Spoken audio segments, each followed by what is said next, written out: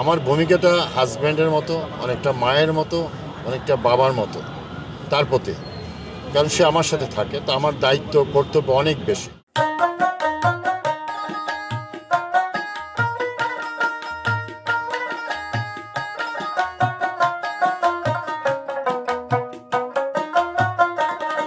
আসলে একটু রাগটা বেশি, একটু রাগারাগি করে, একটু বেশি মানে আমাকে বেশি শাসন করে, বলে চাই এটা এখনই করো, এটা খাও। আমি যেমন দুপুরবেলা আসার সময় খেতে চাচ্ছিলাম না, সে আমাকে ওই মুহূর্তেই খেতে হবে, মানে এইরকম কিছু ছোটখাটো শাসন করে। তাছাড়া সে অনেক ভালো। আমরা জানি যার একটু রাগ বেশি তার আবার মায়া বেশি। হ্যাঁ, এটা একদম সত্যি কথা। হ্যাঁ, এটা একদম সত্যি। রেগে গেলে আপনাকে কি করে? রেগে গেলে আমাকে সে কিছুই করে না, একটু চুপচাপ থাকে, অন্যদিকে মুখ ঘুরিয়ে থাকে। তখন কি করেন? সিনথিয়াকে মানে কোনো ধমক দেন বা মারেন কিনা? আমি বলি, শুনেন, আমি বলি যে আমি মাটির মানুষ, আমার তো রাগই নাই। হ্যাঁ, অনেক সময় হ্যাঁ এক করে তো আমি একটু চুপ করে থাকি, মানে সেটা তাও মনে হয় কোনোদিন 1 মিনিট পার হয় নাই। আসলে সম্পর্কে কি হয় আপনার? সম্পর্কে তো আমরা মা মেয়ে, কিন্তু আমাদের সম্পর্কটা এখন বন্ধুত্বের মতো। একটা কথা বললাম, আমি একদিন তার সাথে কথা বলছিলাম, তো আমার এক বান্ধবী পাশ থেকে যখন গেল, সে একটা ছোট্ট গান গেয়ে গেল যে বয়স আমার বেশি না, ওরই টুকটুকির মা, চুল কটা পাইকা গেছে বাতাসে। মানে না পাগলাম, প্রেম মানে না ধর্ম, প্রেম মানে না জাত, প্রেম মানে না বয়স। তো সেরকম একটি ভিডিও সোশ্যাল মিডিয়ায় কিন্তু আমরা ইদানিং দেখছি, এবং এটা নিয়ে কিন্তু অনেক আলোচনা সমালোচনা শিখছে। তো সেই কিং এবং মোস্তাক আহমেদ কিন্তু আমাদের ক্যামেরা স্ক্রিনে রয়েছে, এবং তার স্ত্রী সিনথিয়া কিন্তু আমাদের ক্যামেরা স্ক্রিনে এই মুহূর্তে আপনারা দেখতে পাচ্ছেন। তো আসলে অনেকে এটা নিয়ে বলেছে যে মোস্তাকের থেকে যে সিনথিয়ার বয়সের 42 বছরের ডিফারেন্স, মানে গ্যাপ রয়েছে। আসলে এটা হচ্ছে প্রেম মানে না পাগলাম, এটা আমি শুরুতেই বলেছি। সেই সূত্র ধরে কিন্তু ঘটনা ঘটেছে। আমরা পুরো বিষয়টা আজকে একটু জানার চেষ্টা করব। আসসালামু আলাইকুম। ওয়ালাইকুম আসসালাম। তো সিনথিয়া, আসলে অনেকে বলতেছে যে আপনার বয়স থেকে খন্দকার মোস্তাকের 42 বছরের ডিফারেন্স, তো এই বিষয়টা একটু বলবেন। আমার বয়স থেকে তার 42 বছর একটা ডিফারেন্স রয়েছে, কিন্তু এটা আমি কোনো সমস্যা দেখছি না, কারণ আমি তার সাথে ভালো আছি। আমি যদি এখন আমার থেকে 2-1 বছর বয়সে একটা ছেলেকে বিয়ে করি, আর সে যদি আমার গায়ে হাত তোলে, আমার সাথে খারাপ ব্যবহার করে, আমার প্রতি যত্নশীল না হয়, সেটা তো আমার জন্য সমস্যা। আমি এমন একজন মানুষের কাছে আছি যে আমার যত্ন করে, আমার খেয়াল রাখে, আমার ছোট ছোট আবদারও পূরণ করে। আচ্ছা, আমরা দেখেছি এর বিষয় নিয়ে কিন্তু আপনার বান্ধবীরা বা আপনার পরিবার থেকে বা আপনার বন্ধুবান্ধব ভাই বেড়াদা যারা রয়েছে তাদের কাছ থেকে আপনার কোনো কথা শুনতে হয়েছে কিনা এই তাকে, খন্দকার মোস্তাককে ভালোবেসে বিয়ে করার কারণে? ওই যে একটা কথা বললাম, আমি একদিন তার সাথে কথা বলছিলাম, তো আমার এক বান্ধবী পাশ থেকে যখন গেল, সে একটা ছোট্ট গান গেয়ে গেল যে বয়স আমার বেশি না, ওরই টুকটুকির মা, চুল কটা পাইকা গেছে বাতাসে। সে তখন স্কুলের গভর্নিং বডির মেম্বার, তাকে এই ধরনের একটা ওয়ার্ড ব্যবহার করা কিন্তু উচিত না।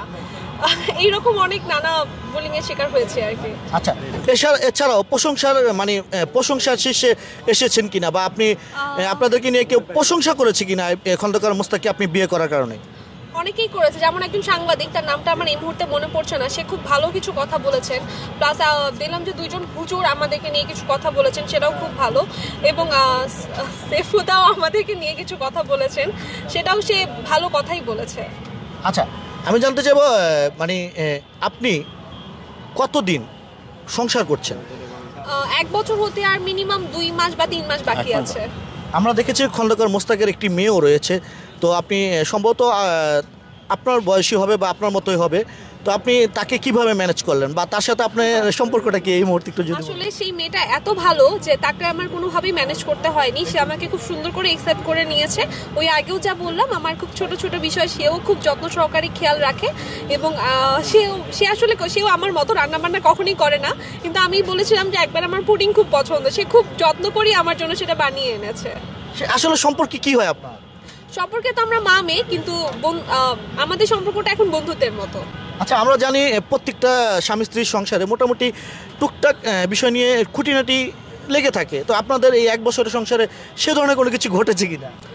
ওর আসলে একটু রাগটা বেশি, একটু রাগারাগি করে, একটু বেশি মানে আমাকে বেশি শাসন করে, বলে চাই এটা এখনই করো, এটা খাও। আমি যেমন দুপুরবেলা আসার সময় খেতে চাচ্ছিলাম না, সে আমাকে ওই মুহূর্তেই খেতে হবে, মানে এইরকম কিছু ছোটখাটো শাসন করে। তাছাড়া সে অনেক ভালো।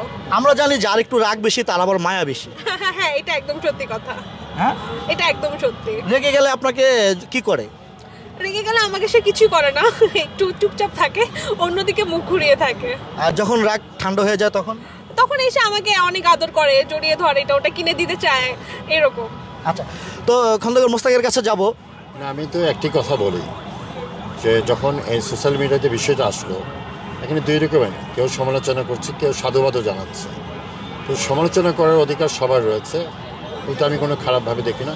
কিন্তু এমন কিছু শব্দ চয়ন করছে অনেকে, এবং আমি সেগুলো দেখেছি, তার ম্যাক্সিমাম ফেক অ্যাকাউন্ট থেকে করছে। তা আমি তাদেরকে বলবো, মানে সমালোচনা করেন, এটা আপনার ব্যক্তিগত ব্যাপার, অধিকারও রয়েছে, কিন্তু কোনো অশোভন আচরণ বা অশোভন বক্তব্য, অশোভন শব্দ আপনারা যেন বিরত থাকেন, কারণ এটাতে মানুষের সমাজে একটা খারাপ বার্তা যায়। এটা করার তাদেরকে আমি রিকোয়েস্ট করছি, এবং তাদের জন্য আমি দোয়া করছি, তাদের যেন শুভবুদ্ধির উদয় হয়।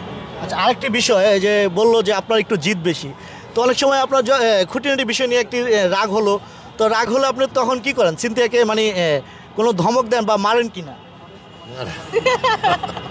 আমি বলি, শুনেন, আমি বলি যে আমি মাটির মানুষ, আমার তো রাগই নাই। হ্যাঁ, অনেক সময় হ্যাঁ এক করে তো আমি একটু চুপ করে থাকি, মানে সেটা তাও মনে হয় কোনোদিন 1 মিনিট পার হয় নাই। হ্যাঁ, তারপরে সে এসে কথা বলে বা আমি কথা বলি, বাস আমাদের মধ্যে এই পর্যন্ত, এখন পর্যন্ত কোনো রকমের অশোভন কিছু হয় নাই। যার রাগ বেশি তার একটু মায়া বেশি, রাগ কমে গেলে কি আবার তাকে আদর স্নেহ ভালোবাসা দেন কিনা? সেটা সবসময় দিচ্ছি, সেটা আমি সবসময় দিচ্ছি। আমি বলি যে, সত্যি কথা বলি যে দেখো, আমার ভূমিকাটা হাজব্যান্ডের মতো, অনেকটা মায়ের মতো, অনেকটা বাবার মতো তার প্রতি, কারণ সে আমার সাথে থাকে। তো আমার দায়িত্ব কর্তব্য অনেক বেশি। আমি মনে প্রাণে ট্রাই করি সেই দায়িত্বগুলি পালন করতে, এবং সে আমার সামনে আছে, আপনার সামনে আছে। আমার জিজ্ঞেস করতে তার লাইফে সবচেয়ে সুখের সময় কোনটা যাচ্ছে। আমরা একটু যোগ করব, তো দেখি আসলে খন্দকার মোস্তাক রেগে যায় কিনা, রাগানোর একটু চেষ্টা করব। তো এই মুহূর্তে আমি আপনাকে বলবো, আপনি বিয়ের পরে শ্বশুর বাড়িতে গিয়েছেন কিনা? আমি বিয়ের পরে শ্বশুর বাড়িতে গিয়েছিলাম, কিন্তু ওই আমি মনে হয় ওখানে ঘণ্টাখানিক ছিলাম। যখন জানাজানি হলো তখন আমি গিয়েছিলাম, ঘণ্টাখানিক ছিলাম। আচ্ছা, শ্বশুর বাড়িতে আমরা জানি খুব আদর যত্ন পাওয়া যায়, তো আপনি সেখানে কি ধরনের আদর যত্ন ভালোবাসা পেয়েছেন? না, অ্যাকচুয়ালি তখন তো ওদের ফ্যামিলি ব্যাপারটা জানছে, তখন তো এটা স্বাভাবিক ছিল না, সেই কারণে আমি কোনো আদর যত্ন পাইনি। আচ্ছা, এই যে সিনথিয়া, আসলে খন্দকার মোস্তাক যেটা বললো শ্বশুর বাড়িতে গিয়েছে, তো সেখানে তিনি আদর যত্ন তেমন একটি ভালোবাসা পায়নি, কারণটা কি? আমার ফ্যামিলি তো বিষয়টাকে এভাবে মেনে নেয়নি, মেনে নিলে হয়তো অনেক কিছুই সে পেত। আচ্ছা, আপনার ফ্যামিলির উদ্দেশ্যে কিছু বলার আছে? তাদের উদ্দেশ্যে আর কি বলবো, আমি চাই তারা যেন ভালো থাকে, আমার জন্য দোয়া করে, এতটুকুই। আচ্ছা, তো আসলে প্রিয় দর্শক শ্রোতা, প্রেম মানে না পাগলামি, প্রেমের ইতিহাসে বাংলাদেশে না পৃথিবীর ইতিহাসে প্রেম একটি উদাহরণ হয়ে থাকবে। তো আসলে আমরা মন থেকে খন্দকার মোস্তাকের জন্য কিন্তু দোয়া করি, তিনি কিন্তু এই যে একটি উদাহরণ সৃষ্টি করেছেন, এটা আসলে বাংলাদেশের ইতিহাসে এটা চিরস্থায়ী হয়ে থাকবে।